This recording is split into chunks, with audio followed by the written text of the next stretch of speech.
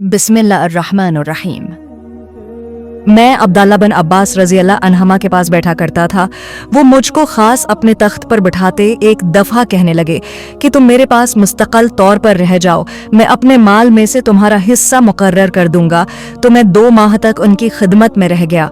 फिर कहने लगे कि अब्दुलकैस का वफ़द जब आनहज़रत के पास आया तो आपने पूछा कि ये कौन सी कौम के लोग हैं या ये वफ़द कहाँ का है। उन्होंने कहा कि रबिया ख़ानदान के लोग हैं।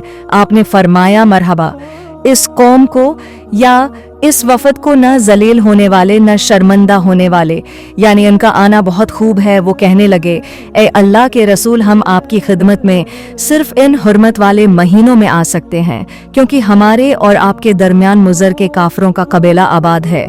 बस आप हमको एक ऐसी कताई बात बतला दीजिए जिसकी खबर हम अपने पिछले लोगों को भी कर दें जो यहाँ नहीं आए, और इस पर अमल दरामद करके हम जन्नत में दाखिल हो जाएं।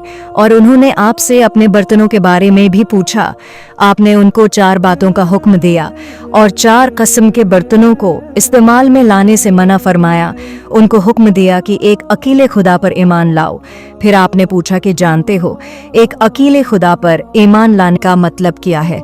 उन्होंने कहा कि अल्लाह और उसके रसूल ही को मालूम है। आपने फरमाया कि इस बात की गवाही देना कि अल्लाह के सिवा कोई माबूद नहीं, और ये कि हज़रत मोहम्मद उसके सच्चे रसूल हैं, और नमाज कायम करना और ज़क़्वा अदा करना और रमज़ान के रोज़े रखना और माल गनीमत से जो मिले उसका 5वां हिस्सा मुसलमानों के बीतुल माल में दाखिल करना। और 4 बर्तनों के इस्तेमाल से आपने उनको मना फरमाया, सब्ज़ लाखी मर्तबान से और कदों के बनाए हुए बर्तन से, लकड़ी के खोदे हुए बर्तन से और रोगनी बर्तन से, और फरमाया कि इन बातों को हिफ्ज़ कर लो और इन लोगों को भी बतला देना जो तुमसे पीछे हैं और यहाँ नहीं आए हैं।